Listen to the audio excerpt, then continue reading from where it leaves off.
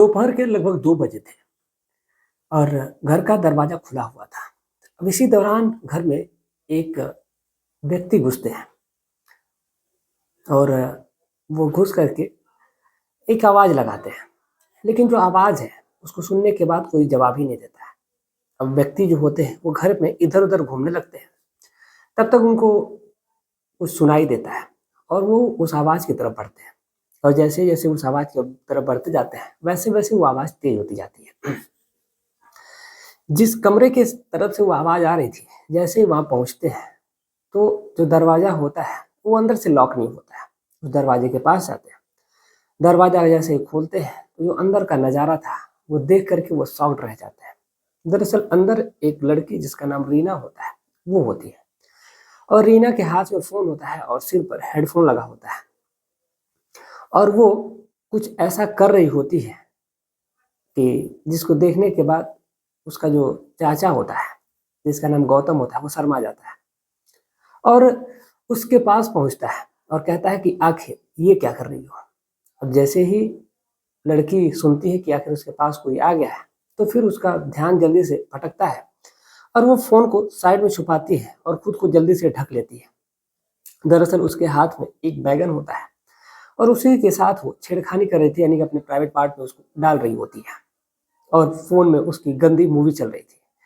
जो उसका चाचा यानी कि गौतम जो होता है, वो उस लड़की को ऐसा करते देखा तो वो सोचने लगा कि आज तक तो उसने फ़िल्मों में देखा था ऐसा करते हुए, लेकिन आज वो लाइव देख रहा है, अपने आँखों के सामने देख रहा है। अब इतने में जो कहता है कि तुम ये क्या कर रही हो? जो लड़की है, वो कुछ बोलती नहीं है, वो सकपकाई रहती है। अब उसका चाचा उसके पास जाता है, कहता है कि तुम्हें इस बैंगन की क्या ज़रूरत है? तो वो कहती है कि मैं क्या करूँ? इस पर जो कहता है कि तुम्हें अगर उस बैंगन से अच्छा मिल जाए, तो तुम क्या साथ दोगी? वो कहती है हाँ, बिल्कुल। तो कहता है कि ठीक है। और उसके बाद जो उसका चाचा होता है वो उस लड़की के साथ हमबिस्तर होने की कोशिश करने लगता है।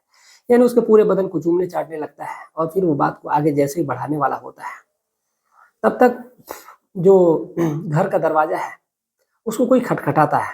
यानी कि जैसे ही अंदर घुसा था, तो फिर दरवाजे को लॉक कर दिया था और दरवाज़ा जब खटखटाता है, कोई तो वो दरवाज़े जाता है खोलने के लिए। उससे पहले जाकर के वो हॉल में बैठ जाता है और टीवी देखने लगता है। इधर जो लड़की है, वो लड़की जाती है, दरवाज़ा खोलती है, तो दरवाजे पे उसकी माँ होती है। अब जैसे ही माँ को लड़की देखती है, तो वो कहती है, "अरे! आप तो अभी नहीं आने वाली थी।" तब तक वो देखती है, उसकी नज़र पड़ती है कि हॉल में बैठ कर के जो गौतम है यानी उसका चाचा है, वो टीवी देख रहा है। तो कहती है, "अरे भैया आप कब आए?" वो कहता है, "गौतम कि अभी आया हूँ और मुझे लगा कि जो विजय है वो घर ही पे होगा, उसी से कुछ काम था, तो घर पे वो भी नहीं था, आप भी नहीं थी। तो ये आकर के जैसे याद रीना बोली है कि मैं चाय बना दे रही हूँ। तो हमने कहा ठीक है, बनाने दो। तो इसीलिए मैं इंतज़ार करने लगा, तब तक आप आ ही गई, आइए बैठिए। और फिर वो लोग बातचीत करने लगते हैं। लेकिन ये बातचीत का सिलसिला तो खत्म हो जाता है, लेकिन कुछ समय बाद कुछ ऐसा होता है, जिसको जानने के बाद, जिसको सुनने के बाद, जो रीना की माँ होती है, उसने एक ऐसा कदम उठा लिया कि उसको हालत खराब हो जाती है और आप एक बार सोचने पे मजबूर हो जाएँगे कि आखिर ऐसा कैसे कर सकता है? उस घर के जो लड़की के पिता होते हैं, उनको तक ये खबर नहीं होती है कि आखिर ये कोई कैसे कर सकता है। तो चलिए जानते हैं और इस कहानी से आपको एक बहुत ही बड़ी सीख मिलने वाली है। आप इसको ध्यान से सुनिएगा। तो चलिए कहानी की शुरुआत करते हैं। नमस्कार प्रणाम, मैं अविनाश। आज जिस सच्ची घटना के साथ आप लोगों के बीच में आया हूँ, ये सच्ची घटना मध्य प्रदेश की है। दरअसल मध्य प्रदेश का एक जिला लगता है राजगढ़ और इसी राजगढ़ का एक गांव लगता है गोविंदपुर। इसी गोविंदपुर गांव में एक परिवार रहता है, जिस परिवार में दो भाई यानी कि एक विजय और दूसरा गौतम, उनकी पत्नी गायत्री और एक की पत्नी उर्मिला, यानी कि गौतम की पत्नी उर्मिला। उर्मिला का कुछ समय पहले ही देहांत हो जाता है, यानी कि उसको कैंसर होता है और कैंसर की बीमारी से जूझते हुए वो इस दुनिया को छोड़ करके चली जाती है। अब धीरे-धीरे जब वो चली जाती है तो फिर अब उनके पास कोई रास्ता नहीं बचता है कि आखिर वो करे तो क्या करे? अब फिर गौतम अपना दोनों भाई अलग-अलग रहते हैं, तो खाना-पीना बनाने की दिक्कत होती है। तो विजय और उसकी पत्नी गायत्री, इन्होंने ये निर्णय लिया कि जो गौतम है वो उन्हीं के घर पे खा पी लिया करेगा, बाकी जो घर है जाकर के उसमें सो जाया करेगा, चाहे उसी घर में सोएगा, कोई दिक्कत है नहीं। लेकिन लगभग ये जो बात है, यानी कि उस औरत के मरने के लगभग 6 महीने के बाद की बात है। अब जो गौतम है, अब उसका आना जाना घर पे लगा रहता है। और जो रीना है, रीना गायत्री की बेटी, अब ये तीनों लोगों का परिवार और वो गौतम, ये 4 लोग लगभग एक ही परिवार में अब धीरे धीरे पूरा हिस्सा बन गए थे। गौतम की पत्नी यानी कि जब उर्मिला मर जाती है तो अब फिर गौतम अकेलापन महसूस करने लगता है। लेकिन जब से उसके यानी कि जब से उनके घर में गायत्री आई थी, और गायत्री ने जब अपनी लड़की को जन्म दिया यानी कि रीना को, तो कुछ समय बाद से गायत्री खूबसूरत हो गई थी ज़्यादा। यानी कि कह लें कि जब औरतों का जब बच्चा हो जाता है तो उसका शरीर एक तरह से पूरा भरा पूरा हो जाता है, तो फिर वो अपना खूबसूरती उसकी निखर करके आ जाती है। तो फिर किसी भी प्रकार की दिक्कत नहीं थी और सब कुछ सही था।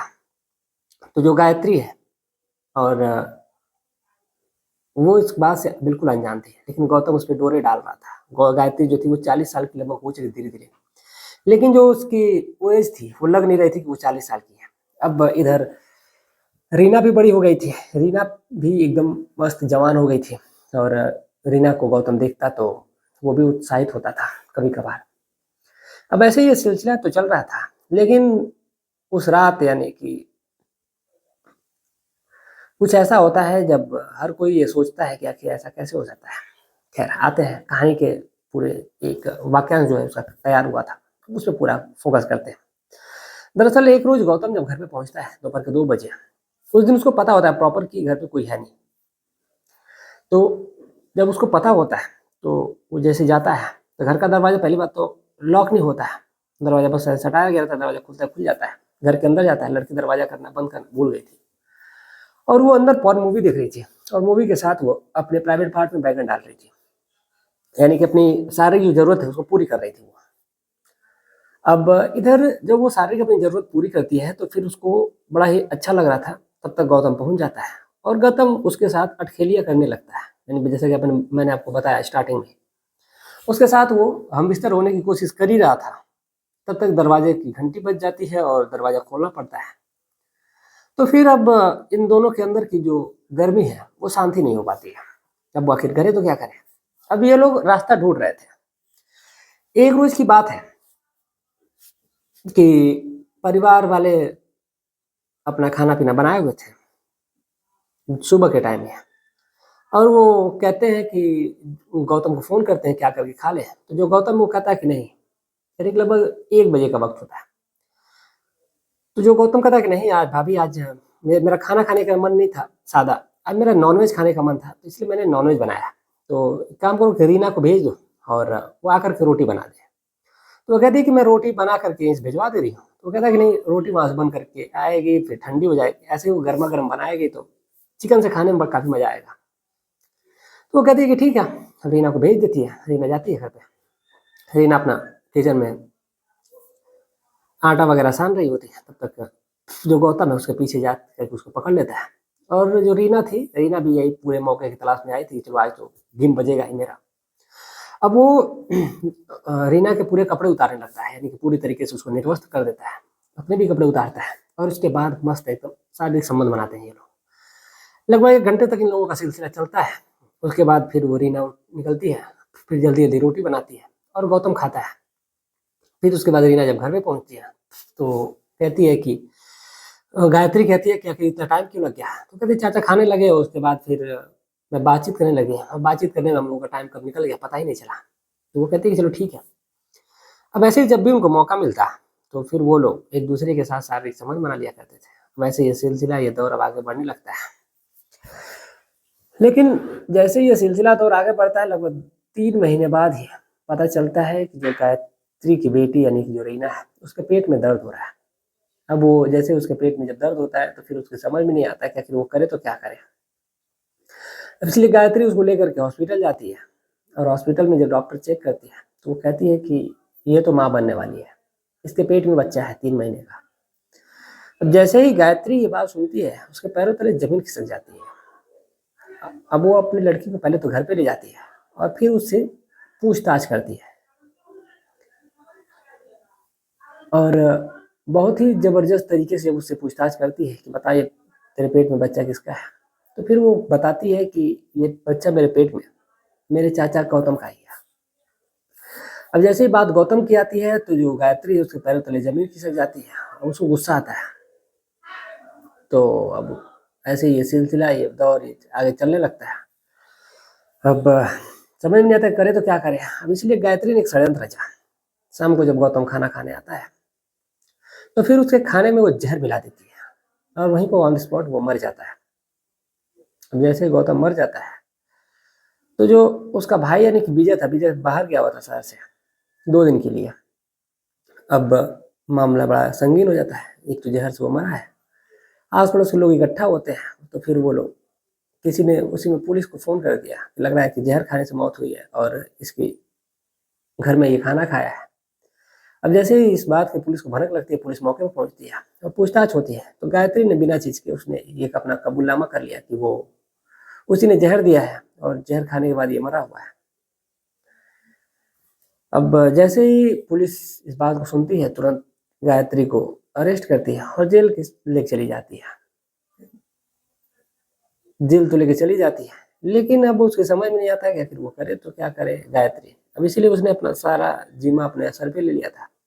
बेटी का पुलिस अबॉर्शन करवाने की बात करती है, लेकिन अभी कोर्ट से मंजूरी नहीं मिली है। जैसे मंजूरी मिलेगी तो फिर आगे की जो प्रक्रिया है वो की जाएगी। लेकिन एक औरत जिसने अपने बेटी के जीवन को तो बचा लिया, लेकिन खुद को जेल की सलाखों के पीछे झोंक दी और पति को कानो कान खबर नहीं होने दी। आज दरअसल मेरा तबीयत थोड़ी खराब है, तो कहानी सुनाने का उतना बढ़िया मूड नहीं था, लेकिन मैंने सोचा कि आप लोगों तक कहानी नहीं पहुंचेगी, अब इसीलिए मैंने एक कहानी लाई और सोचा कि आप लोगों तक सुनाऊं। मैं ऐसे ही देख रहा था, सोशल मीडिया पर खंगाल रहा था, तब तक ये कहानी मुझे दिख गई, तो सोचा कि आप लोगों तक शेयर कर दी जाए। तो आज की इस कहानी सुनाने का जो मेरा मकसद है, किसी की भावनाओं को ठेस पहुंचनी है, और जो गलती से हुई होगी इसमें हमें माफ़ करिएगा। कल से कहानी जो थोड़ी तबीयत सही हो जाएगी तो फिर अच्छे रूटीन पे आएगी और अच्छी तरीके से एक बढ़ के कहानी आएगी। तो चलिए मिलते हैं उस अच्छी घटना के साथ, तब तक के लिए इजाज़त दीजिए। जय हिंद, जय भारत।